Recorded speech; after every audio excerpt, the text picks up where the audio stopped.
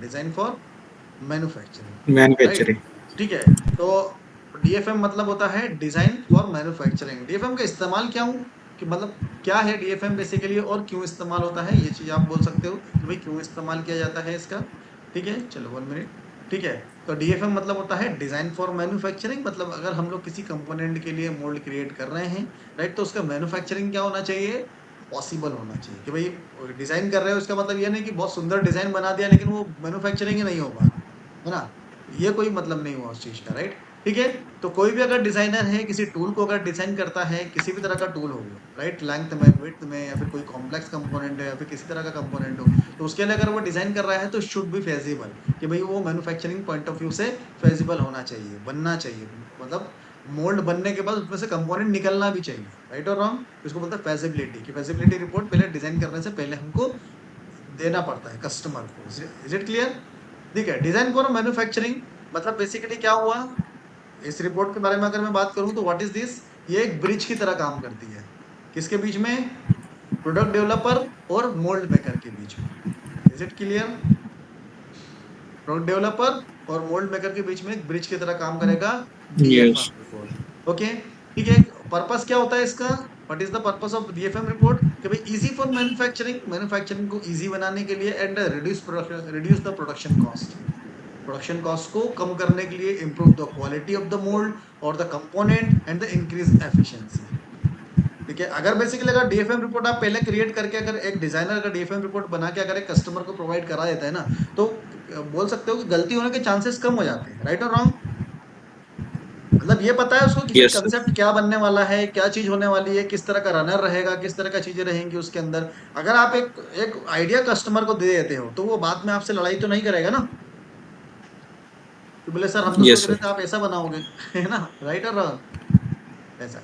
तो new product development, NPD component के लिए जैसा मैंने बताया है, उसके लिए हम लोग यूज करते हैं कि भाई एनपीडी प्रोडक्ट बना रहे हैं, न्यू प्रोडक्ट डेवलपमेंट कर रहे हैं, है ना, किसी भी तरह का, तो भाई किस तरह की मेथड उसके अंदर यूज होने वाली है, उसके अंदर वो कॉस्ट इफेक्टिव रहेगा कि नहीं, ये रिस्की तो नहीं रहेगा, है ना? कस्टमर के ये क्वेश्चंस होते हैं। ठीक है। और कुछ क्वेश्चंस भी होते हैं इसके अलावा भी, तो उसके सॉल्यूशन के लिए हम लोग डीएफएम रिपोर्ट प्रोवाइड कराते हैं। Is it clear? फिर से एक और बार बता दूं, यस सर। ध्यान समझना, कि क्या मेथड हम लोग यूज करने वाले हैं मोल्ड को लिए, मतलब जो भी कंपोनेंट है उसको इसको इजेक्ट करने के लिए या फिर उसको फील करने के लिए क्या मेथड का इस्तेमाल करेंगे, कॉस्ट इफेक्टिव है कि नहीं वो, क्योंकि एट द एंड कस्टमर क्या बोलेगा, सर कॉस्ट ज्यादा होगा। इतना तो हमने नहीं सोचा था, राइट और रॉन्ग? Is it risky? क्या ये रिस्की है कि कोई भी कंपोनेंट है उसको इजेक्ट इजेक्ट अगर हम लोग कर रहे हैं तो इजेक्शन करना क्या रिस्की रहेगा क्या, जो भी मैकेनिज्म हम लोग यूज कर रहे हैं फॉर एग्जांपल, राइट? और कुछ और भी क्वेश्चंस रहते हैं, तो उसका सॉल्यूशन के लिए हम लोग डीएफएम रिपोर्ट को क्रिएट करते हैं, कि डीएफएम रिपोर्ट अगर हम देंगे तो कस्टमर के पास एक कंसेप्ट पहुंच जाएगा। Is it clear? ठीक है, मतलब मैं एक प्रैक्टिकल एस्पेक्ट में बता रहा हूँ। Is it clear? कि अगर जब एज अ डिजाइनर जब आप किसी मोल्ड को क्रिएट कर रहे हो किसी कंपोनेंट के लिए और किसी कंपोनेंट के साथ डील कर रहे हो with the plastic material, right, तो आपको क्या करना है ना? चलो, डिजाइन फॉर मैन्युफैक्चरिंग रिपोर्ट क्यों इस्तेमाल होती है? जैसा मैंने अभी बताया, design is compatible with the manufacturing process, कि जो भी आप डिजाइन बना रहे हो वो मैन्युफैक्चरिंग प्रोसेस के हिसाब से सही है कि नहीं। ठीक है ना? सेकंड चीज क्या है, important important for new mould project, अगर नए कंपोनेंट के लिए अगर कोई एनपीडी कंपोनेंट है उसके लिए अगर हम लोग बना रहे हैं फॉर एग्जांपल उसके लिए मोल्ड क्रिएट कर रहे हैं, तो डीएफएम रिपोर्ट बहुत ज्यादा कारगर रहेगी। ठीक है, कि कोई मैन्युफैक्चरिंग इश्यूज वगैरह तो नहीं होंगे उसके अंदर, कोई क्वालिटी इश्यूज तो नहीं आ रहा कंपोनेंट के अंदर। Is it clear? अच्छा, what is the moulding defect, tell me, anyone, बताओ। मोल्डिंग डिफेक्ट क्या होता है? लाइट है। Moulding defect, shrink mark, warpage, right? Blisters, तो किसी भी तरह का वेट। क्वालिटी क्वालिटी वगैरह की चीजें अगर कोई प्रॉब्लम क्रिएट करता है, कोई कंपोनेंट के अंदर कोई चीजें खराब दिख रही हैं, है ना, मतलब वो क्वालिटी को खराब कर रही हैं, कंपोनेंट की क्वालिटी को खराब कर रही है, तो it is the defect, it is the defect, है ना, वो मोल्डिंग डिफेक्ट होता है, राइट? ठीक है। चलो, अच्छा, और डीएफएम रिपोर्ट क्यों इस्तेमाल करते हैं? Time and the cost of manufacturing process को सेव करने के लिए। Is it clear? ठीक है। चलो, point for the DFM report, कि भाई डीएफएम रिपोर्ट को कौन कौन से पॉइंट्स होते हैं, देखो। डीएफएम रिपोर्ट की जो बेसिकली अगर मैं बात करता हूँ कि भाई सबसे पहले तो अगर मुझे एग्जामिन करना है किसी भी चीज को, कोई प्रोडक्ट डिजाइन को और मैन्युफैक्चरिंग प्रोसेस की जब हम लोग बात कर रहे हैं तो सबसे पहले किसके साथ डील करते हैं हम लोग? प्रोडक्ट के साथ डील करते हैं कि भाई कंपोनेंट कैसा है, राइट? तो दो चीजें होती है इसके अंदर, एक प्रोडक्ट डिजाइन हुआ और एक मैन्युफैक्चरिंग प्रोसेस हुआ। तो मैन्युफैक्चरिंग प्रोसेस के अंदर क्या आ जाएगा? मोल्ड आ जाएगा। तो प्रोडक्ट के अंदर क्या आ जाएगा? कंपोनेंट आ जाएगा। राइट और रॉन्ग? Tell me. मोल्ड की बात कर रहे हैं हम लोग, राइट? मैं पर्टिकुलर किसी कंपोनेंट के बारे में बात नहीं कर रहा हूँ, मैं मोल्ड के बारे में बात कर रहा हूँ, तो दैट्स वाई हम लोग मोल्ड के साथ डील कर रहे हैं। Is it clear? Product design मतलब प्लास्टिक के साथ डील कर रहे हैं और मैन्युफैक्चरिंग प्रोसेस मतलब मोल्ड के साथ डील कर रहे हैं। Is it clear? Yes. ठीक है। पॉइंट्स फॉर डीएफएम रिपोर्ट, कौन कौन से पॉइंट्स रहेंगे देखो जरा, कुछ इंपॉर्टेंट पॉइंट्स है कि जब मैं डीएफएम रिपोर्ट अगर किसी कस्टमर को अगर प्रोवाइड कराऊंगा तो इसके अंदर ये पॉइंट्स रहेंगे। ठीक है, जिसके अंदर पार्ट डिटेल रहेगा, design feature in product, product के अंदर कोई फीचर्स है तो वो हमको शो करना पड़ेगा और उसका सॉल्यूशन बताना पड़ेगा। ड्राफ्ट एंगल जो है वो सही है कि नहीं, वॉल थिकनेस जो है वो सही है कि नहीं, ए और B surface with parting line हमको शो करनी पड़ेगी। अच्छा, what is the meaning of A और B surface? Tell me. Visible style parts surface जो है। रहते हैं style surface, style surface visible को स्टाइल एक सरफेस। बोलते हैं। और कोर और cavity surface, nothing but core और कैविटी वाले सेक्शन को बताने के लिए ए और बी सरफेस को बताते हैं और कुछ नहीं। यप। डीएफएम रिपोर्ट में है ना। मोल्ड ड्रॉ डायरेक्शन की मोल्ड किस तरफ से का वो चलेगा, काम करेगा। टेंटेटिव रनर किस तरह सा रहेगा, या गेट की पोजीशन किस पोजीशन पे रख सकते हैं। और गेट की पोजीशन कभी कभी एक दो बताते हैं ना, ऐसा ही बताते हैं, तीन लोकेशन बता देंगे कि भाई ये वाली लोकेशन से भी कस्ट कंपोनेंट को भर सकते हैं कि कोई एप्लीकेशन में प्रॉब्लम नहीं आ रही है, यहाँ से भी भर सकते हैं, यहाँ से भी भर सकते हैं। ठीक है, लेकिन जो सबसे बेस्ट लोकेशन होगी उसको हम लोग लेंगे, राइट? ठीक है। Ejection analysis and moulding defect protection. ठीक है, इजेक्शन एनालिसिस कि भाई इजेक्शन जो रहेगा वो कहाँ से किया जाता है, किस इजेक्शन सिस्टम का हम लोग इस्तेमाल करेंगे, कि भाई स्टीपर प्लेट का इस्तेमाल करेंगे या पिन इजेक्शन या ब्लेड इजेक्शन, या किस तरह का इजेक्शन का इस्तेमाल करने वाले। Moulding defect protection. Is it clear? अब एग्जांपल के लिए मेरे पास कोई एक पार्ट है, ये वाला, ठीक है, फैन का पार्ट है। ठीक है, अब इस फैन का पार्ट मैंने एग्जांपल के लिए ले रहा हूँ। Is it clear? है ना।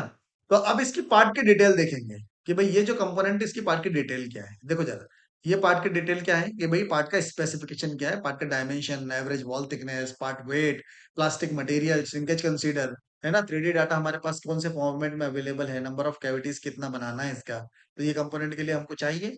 तो this will be the detail, length and the width and the height. Part dimension मतलब लेंथ, विड्थ और हाइट कितना है ना। पार्ट की जो एवरेज वॉल थिकनेस है वो कितनी है, मतलब मैक्सिमम और एवरेज वॉल थिकनेस। अच्छा, what is the minimum maximum, मतलब मैक्सिमम कितनी वॉल थिकनेस पे है, अवेलेबल है कंपोनेंट के अंदर।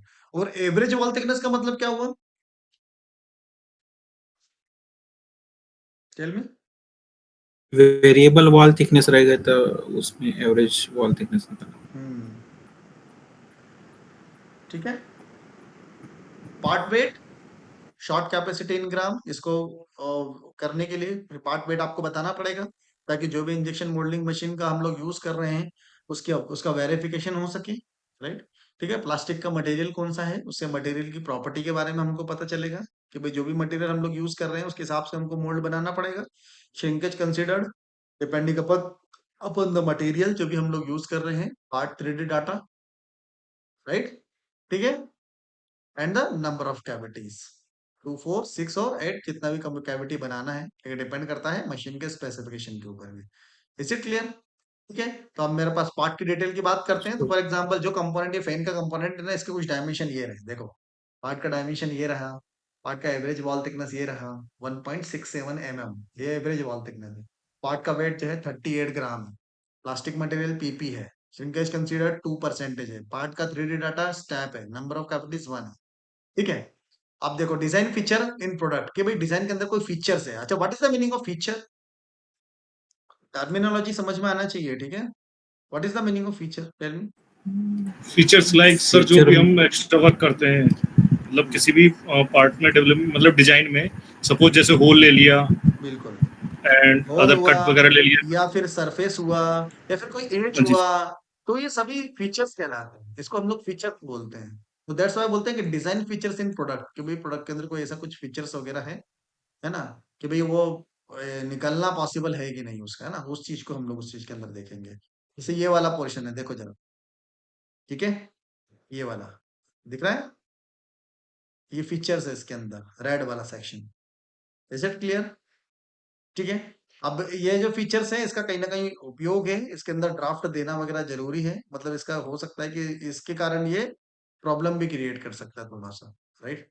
ठीक है, चलो इसको जूम करते हैं थोड़ा सा, ये देखो सी, ठीक है, तो ये रिब और गसेट्स। Is it clear? ठीक है, तो अब इसको मैंने डिजाइन फीचर बताया कि भाई डिजाइन फीचर है इसके अंदर, तो इसका मतलब इसके अंदर क्या है कि क्रिटिकल है, और इसके डायमेंशन जो है वो कम है, मतलब इसके डायमेंशन हो सकता है 1.5 है या 2 mm है, और ऊपर से लेकर नीचे तक ये डायमेंशन जा रहा है, तो इसका मतलब इसके लिए मुझे क्या इस्तेमाल करना पड़ेगा? EDM machine. हाँ, ईडीएम मशीनिंग करना पड़ेगा। तो ये कस्टमर को ये चीज बतानी पड़ेगी ना हमको कि बड़े सर इसके लिए तो ईडीएम मशीनिंग इस्तेमाल करनी पड़ेगी, ऐसा इजी पार्ट तो है नहीं फिर ये, इसका मतलब इसका कॉस्ट क्या होगा? ऐड होगा। Is it clear? That's why, ताकि कस्टमर को जानकारी हो जाए कि हमारे कंपोनेंट में, हमारे मोल्ड में ईडीएम का भी इस्तेमाल होने वाला है। Is it clear? चलो ड्राफ्ट एंगल, ठीक है, अब ड्राफ्ट एंगल मतलब इसके अंदर पॉजिटिव और नेगेटिव ड्राफ्ट आपको बताना पड़ेगा।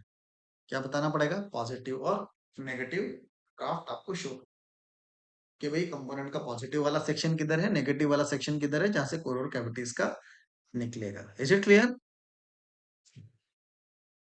ठीक है, यस। नेगेटिव और positive for selection, for the selection of parting line. Okay, wall thickness, जैसा मैंने बताया, मैंने सेकंड लेक्चर में शायद तक आपको बताया था कि एवरेज वॉल थिकनेस, कि भाई एवरेज वॉल थिकनेस कितना है, राइट? तो यहाँ पर हमेशा याद रखना है कि मैक्सिमम जो वॉल थिकनेस होता है कंपोनेंट का शुड बी यूनिफॉर्म, यूनिफॉर्म होनी चाहिए।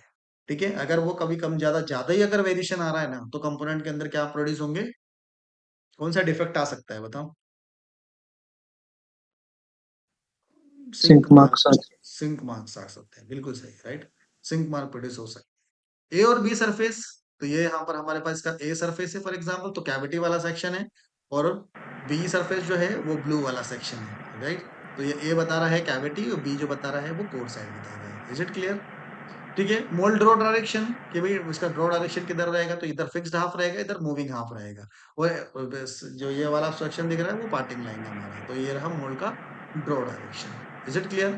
टेंटेटिव रनर और गेट की पोजीशन कहाँ रहेगी? अब मैंने बोला कि भाई इस कंपोनेंट के लिए पिन पॉइंट गेटिंग सिस्टम का हम लोग इस्तेमाल करेंगे, right? Pin point getting system का इस्तेमाल करेंगे लाइक दिस, ठीक है, विथ कोल्ड रनर सिस्टम। ठीक है, अब इसके लिए डिस्कस करना पड़ेगा विद द कस्टमर, राइट और रॉन्ग? ठीक है, इजेक्शन एनालिसिस, भाई इसके अंदर इजेक्शन कहां पर होगा? ये वाले सेक्शन पे इजेक्शन होगा, दिख रहा है? क्यों? क्योंकि वहां पर उसका इसीलिए उस वाले पोर्शन को रिब और गसेट्स के अंदर वो चीज बनाई गई है, एक तरह से ये बोल सकते हो स्ट्रेंथ पर्पस के लिए भी है, लेकिन इजेक्शन यहां से करना सही रहेगा, मतलब we will use pin ejection system, right? Moulding defect prediction के अंदर sink mark, weld line, warpage, short shot, इसको आपको बताना पड़ेगा। ये किससे होगा? एनालिसिस से होगा, लेकिन सिंक मार्क के बारे में तो हम लोग फिर भी एक बार प्रिडिक्ट कर सकते हैं देख के कि वॉल थिकनेस में वेरिएशन है तो मतलब सिंक मार्क प्रोड्यूस होंगे, लेकिन वॉल थिकनेस में अगर कम वेरिएशन है तो सिंक मार्क इतने दिखने नहीं वाले, राइट? इतने नजर नहीं आएंगे। तो moulding defect prediction is very important, right?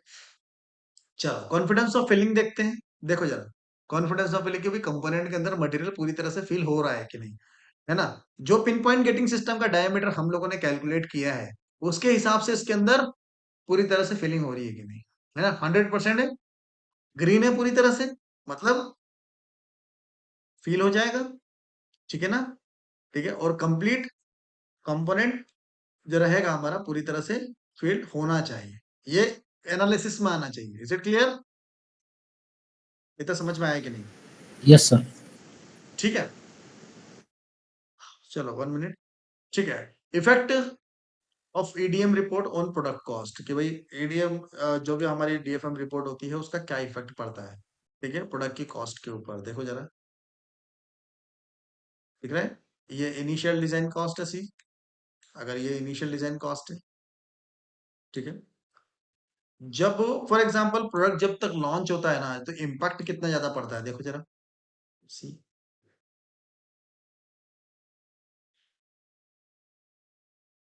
Is it clear? किसके कारण पड़ रहा है ये? डीएफएम रिपोर्ट हम लोग यूज कर रहे हैं, दैट्स व्हाई। ठीक है, इतना समझ में आया कि नहीं? पॉइंट समझ में आए कि नहीं? यस ये तो समझ में आया, ठीक है। चलो एक डीएफएम रिपोर्ट देखते हैं हम लोग, एक कंपोनेंट के लिए मेरे पास अवेलेबल है राइट नाउ, तो उस डीएफएम रिपोर्ट को हम लोग देखते हैं। MP1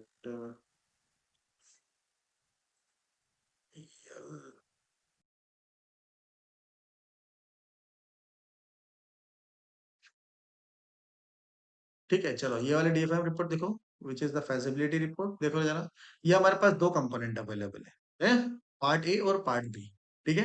अब इसका स्पेसिफिकेशन देखो जरा,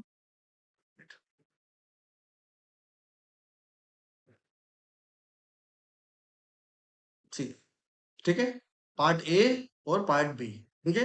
ये इसका स्पेसिफिकेशन है लाइक दिस, इस तरह से शो करते हैं इसको, राइट, कस्टमर को प्रोवाइड कराने के लिए। सी, राइट, एक टेबल बता दो पूरा कि टूलिंग फैसिलिटी में हम लोग क्या क्या बताने वाले हैं, कि ए बी सरफेस बताने वाले हैं, मोल्ड का draw direction, parting line detail बताने वाले हैं, undercut removal direction, tentative runner, part layout, ejection analysis, sink mark analysis, ठीक है। और मोल्ड का कुछ डिटेल बताने वाले हैं कि भाई क्या क्या उसका साइज वगैरह रहेगा, ताकि कस्टमर जो है मटेरियल परचेज कर सके, राइट। ए और बी सरफेस, सी है, ए और बी सरफेस लाइक दिस, ठीक है। तो ये इसका ए सरफेस रहेगा, इधर वाला पोर्शन। सी देखो, दूसरे कंपोनेंट के लिए ये रहेगा ए सरफेस। ये जो नीचे वाला ब्लू वाला सेक्शन दिख रहा है ना, ये वाला, ये भी इसी में आएगा ना, ये भी इसी के अंदर आएगा, ओके, ठीक है। इज इट क्लियर, है ना? यस ये वाला यस ब्लू सर वाला सेक्शन, हाँ, ये टेल मी, ठीक है। ये वाला पोर्शन दिख रहा है, ये बी सरफेस, देखो, मतलब ये कोर साइड है ना, ये कोर साइड है, इंटरनल एक्सटर्नल बोल सकते हैं सर। बिल्कुल, राइट। अब इधर देखो जरा, fixed half and moving half, ये कंपोनेंट ए कंपोनेंट बी, तो ये वाला पोर्शन फिक्स्ड हाफ में जाएगा, ये वाला पोर्शन मूविंग हाफ में जाएगा। और ये जो आपको दिख रहा है, ये जो ग्रीन कलर और ये जो स्काई ब्लू कलर में, ये व्हाट इज दिस, ये क्या रहेगा? साइड साइड कोर, को साइड कोर, स्पाइडर राइट। और ये जो पूरा कंपोनेंट यहाँ से लेकर यहाँ तक, ये पूरा जो दिख रहा है ना, ये ऊपर वाला पोर्शन, ये कैविटी वाला पोर्शन है। और इसके अंदर ये रहा मोल्ड ड्रॉ डायरेक्शन, ठीक है। देखो यहाँ पर ये रहा स्लाइडर 1, कलर में शो कर दिया ग्रीन कलर में कि slider 1, this is the slider 2, है ना, slider and the unscrewing concept, see here. और ये जो पोर्शन दिख रहा है आपको, जो कलर में बता रहा हूँ, ये है अनस्क्रूइंग के लिए कंसेप्ट। Is it clear? ठीक है, जिसके यस लिए सर गियर मैकेनिज्म का इस्तेमाल होगा for ejection the component, right, ठीक है। Gate system, see here, submarine gate का इस्तेमाल कर सकते हैं इसके अंदर, ऐसा नहीं कि इसी का इस्तेमाल करेंगे, सबमरीन गेट का इस्तेमाल इसके अंदर किया जा सकता है ना, लेकिन इतनी आसान नहीं है कि पॉसिबिलिटी हम लोग बता सकें। सबमरीन गेट का इसमें भी इस्तेमाल किया जा सकता है ऑटो डिकेटिंग पर्पस के लिए, राइट, ठीक है। पिन पॉइंट गेटिंग सिस्टम का भी इस्तेमाल किया जा सकता है, नंबर ऑफ कैविटीज बना रहे हैं ना, और नंबर ऑफ कैविटीज कितना था इसका, कितना लेना है, number of cavities 4, number of cavities 4, और राइट, हाँ बिल्कुल, ठीक है। पिन पॉइंट गेटिंग सिस्टम का भी इस्तेमाल कर सकते हैं, तो कंसेप्ट हमको बताना पड़ा कस्टमर को कि बोले सर कि पिन पॉइंट गेटिंग सिस्टम का भी इस्तेमाल किया जा सकता है। Is it clear? ठीक है। देखो, इजेक्शन सिस्टम कंसेप्ट बताना पड़ेगा कि भाई हमको ये बताना पड़ेगा कि इजेक्शन किस किस तरह से आप कर रहे हो, ठीक है। इसके अंदर स्लीव पिन इजेक्शन सिस्टम का इस्तेमाल कर रहे हैं। स्लीव पिन मतलब एक होलो पिन रहेगी, और ये सेंटर वाला जो सेक्शन दिख रहा है ना आपको, ये क्या रहेगा, ये दिख रहा है, ये पूरा कोर में आएगा, ये कोर पिन है। और ये कोर पिन, ये देखो, ये कोर पिन है, दिख रहा है, ये कोर है। तो ये कोर पिन जो रहेगी, ये किसके साथ कनेक्ट रहेगी, ये पीछे जाके इजेक्टर ग्रिड के साथ, सॉरी, ये जाके बॉटम प्लेट के साथ कनेक्ट रहेगी। ये जो कोर पिन है ना, ये बॉटम प्लेट के साथ कनेक्ट रहेगी। और ये जो स्लीव है, ये स्लीव किसके साथ कनेक्ट रहेगी, इजेक्टर ग्रिड के साथ, इजेक्टर ग्रिड के साथ कनेक्ट रहेगी। जिससे क्या होगा कि ये जो हॉलो पिन है, ये कंपोनेंट को इजेक्ट कर देगी। लेकिन ये कहाँ रहेगी, ये अपनी पोजीशन पे ही रहेगा, ये हिलने वाला है कि जगह से, क्योंकि ये बॉटम प्लेट के साथ कनेक्टेड रहेगी, राइट और रॉन्ग, यस सर ठीक है। सर और इस कंपोनेंट को किसके साथ इजेक्ट करेंगे, स्टीपर प्लेट के साथ। ये देखो, ये रहा स्टीपर प्लेट,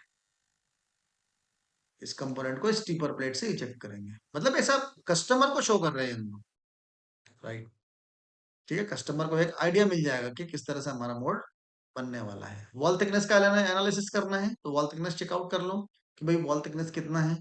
तो यहाँ पर ये देखो, ये रहा average wall thickness, this is the maximum wall thickness, right. तो यहाँ पर अगर आपको दिख रहा है कि भाई यहाँ पर शो करना पड़ेगा कि यूनिफॉर्म वॉल थिकनेस है मैक्सिमम, है ना, और यहाँ पर सिंक मार्क बनने के चांसेस नहीं है।